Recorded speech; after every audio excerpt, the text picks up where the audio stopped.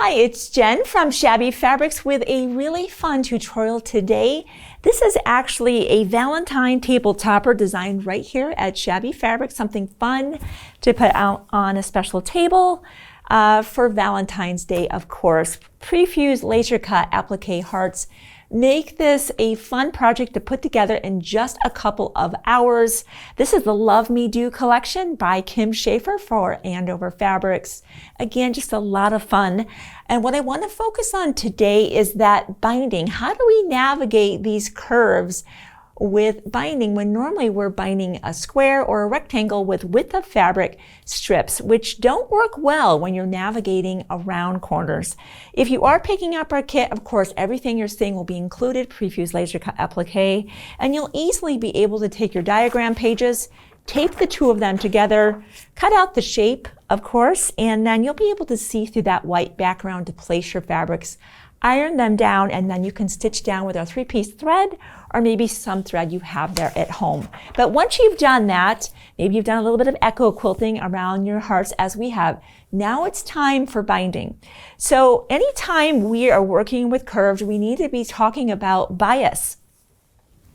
I pre-cut my red fabric on the 45-degree angle, and the reason I did that is that's going to give us stretch. This is the straight of grain, both vertically and horizontally, and you can see there is very little as I try to stretch that.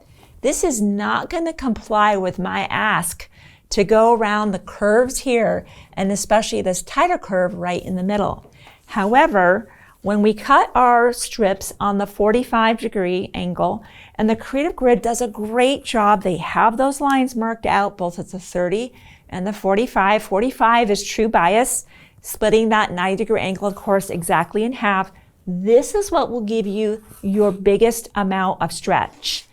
Now look, when I try to do that, the fabric just goes. That's what is needed for you to achieve that. Now, once you've cut that true bias, you can come back with your Creative Grid 2.5, which is my go-to. I like to bind with 2.5-inch strips. I know some people like 2.25.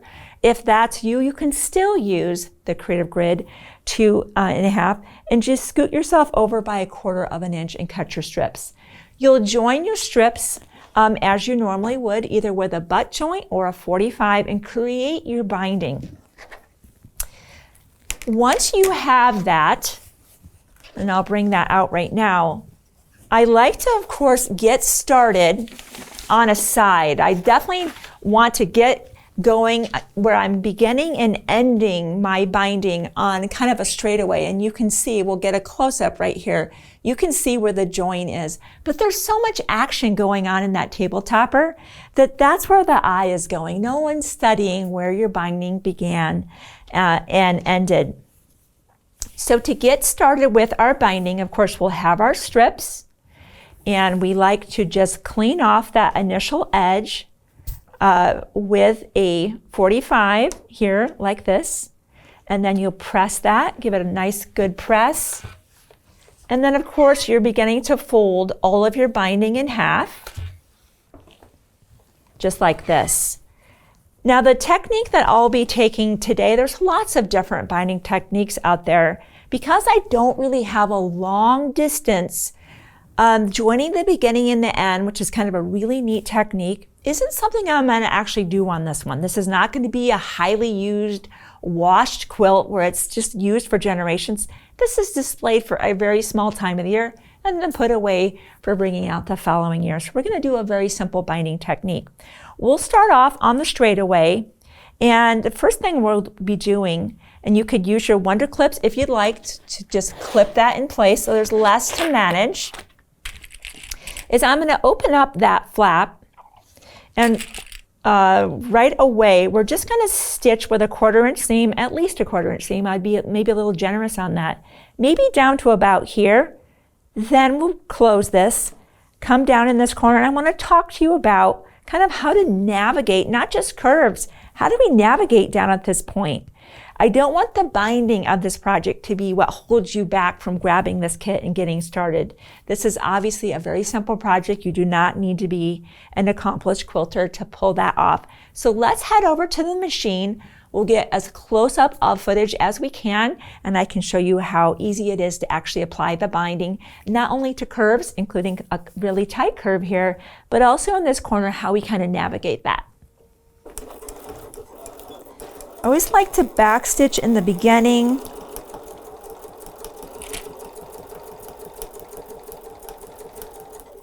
The reason we have this rolled back is this is where, when we come all the way around, the tail will kind of lay right in here, and we'll be able to lay that binding strip down and close the whole thing up. Once you feel like you've stitched a far enough distance, you'll cut your thread, lay that flap down, and begin to sew again. I really want to show you the corner here. I'll try to keep my hands out of the way as much as I can.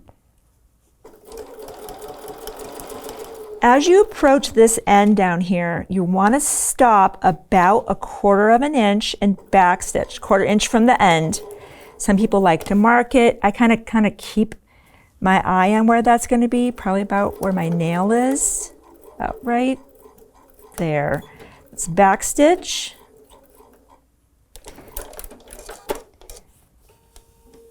Because now I need to lay this back on top of itself, and I'm aiming for the top of my project. This kind of fold is aiming right toward the top, and I'll lay this back on top of itself.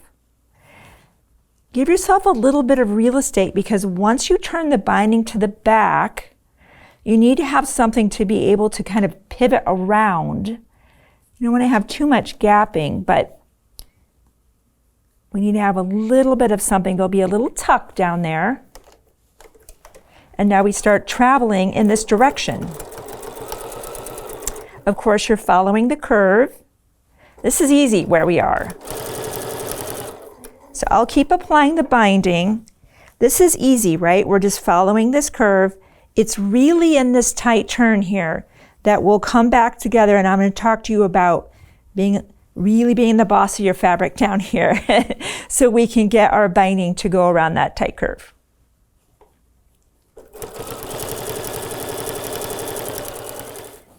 As we start coming around the tightest part of our project, notice so far the only thing I've manipulated has been my binding. That's about to change.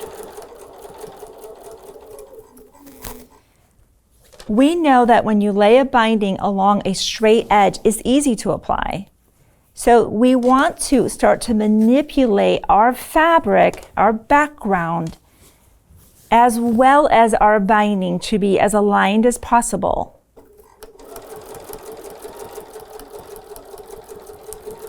You want to do something called easing, where you don't want this taut or it will almost kind of dive in. You want to allow a little bit of a looser contact, I would say.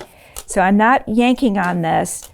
I am more easing in, knowing that fabric has to go into that concave eventually. So I'm kind of squeezing my project together, trying to get it as straight as I can without taking a pleat. This is obviously the hardest part of the project right here. And it's slow, right? So you're just going to go slow.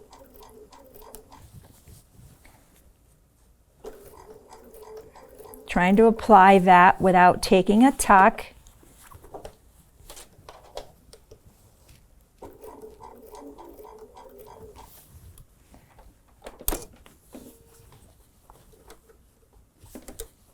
See how I let the fabric go, and it's like immediately accordions, right? So sometimes even using the Wonder Clips to kind of hold that project so it's like another pair of hands. So you can again try to manipulate the background to be as straight as it can.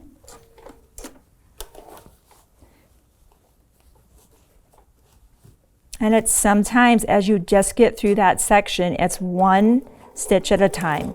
But you'll be through this section shortly and back going around a much gentler curve. There we go. We're coming out of that tighter area.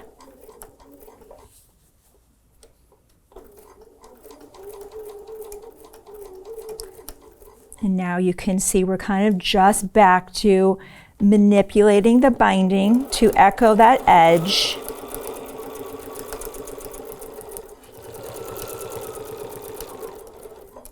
As you come back to where you started, remember that gap we left open. This is where we will lay this inside.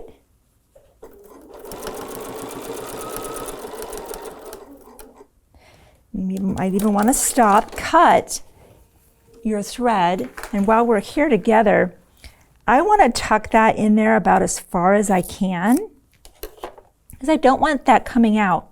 So we'll lay this right on top, just like so. Come back.